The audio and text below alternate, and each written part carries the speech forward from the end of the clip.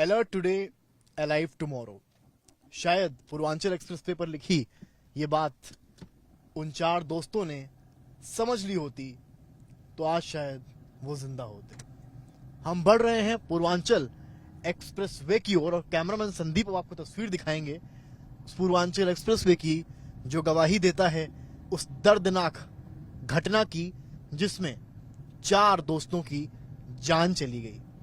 हमारी गाड़ी की स्पीड की तरफ अगर आप जाएंगे और स्पीडोमीटर को देखेंगे तो आप देखेंगे कि हमारी गाड़ी की स्पीड धीरे धीरे 20 से शुरू हुई और अब 60-80 के करीब पहुंच रही है और अब धीरे धीरे इसका कांटा जो है वो 100 के करीब पहुंच रहा है।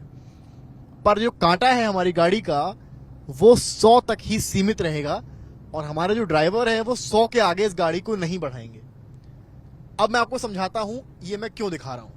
ये मैं इसलिए बता रहा हूं क्योंकि अगर एक्सप्रेसवे के जो रूल्स है उनकी माने तो आप एक्सप्रेसवे पर गाड़ी 100 के ऊपर नहीं चला सकते हैं।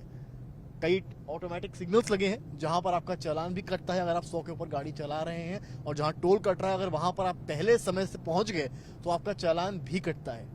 इसके बावजूद उस दिन चार दोस्त देहात से निकलते हैं लखनऊ के लिए अपनी BMW गाड़ी में उसकी सर्विसिंग के लिए।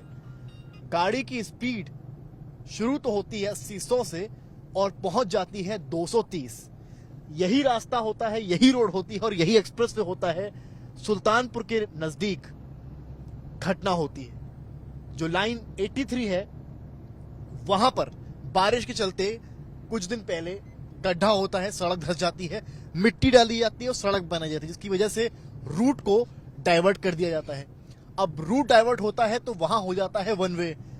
ये बात उन चारों को नहीं पता होती है और 230 की स्पीड से वो चारों जन आते हैं एक डायरेक्शन से यानी कि लखनऊ की ओर और वहीं लखनऊ से एक कंटेनर ट्रक उतनी ही स्पीड से नहीं पर हाँ 100-150 की स्पीड से आता है लखनऊ से गाजीपुर की तरफ। और जब दोनों के बीच टकराव होता है तो टकराव इस तरह का होता है कि जो सामने एक्सप्रेस है कि आप रोड देख रहे हैं, बताया गया कि शरीर जो था वो इस तरह से विकसित हो गया कि सर कहीं गया, हाथ कहीं गया और बोरी लानी पड़ी शव को के टुकड़ों को बटोरने के लिए।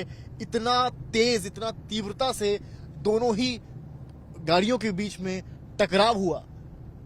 सवाल यह है कि उस वक्त क्या पेट्रोलिंग सही तरीके से हो रही थी?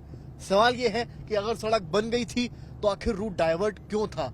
सबसे बड़ा सवाल जो है वो ये है कि आखिर ऐसी क्या जल्दी थी और ऐसा क्या एडवेंचर करना था जो आप गाड़ी को 230 पर ले गए? ये सारे सवाल और उस बीच में एक वीडियो का वायरल होना जिसमें खुद चारों जन ये कहते नजर आते हैं क्या चारों मरेंगे। कहते हैं ना कि शायद कुछ भी बोलने से पहले सोच समझ लेना चाहिए।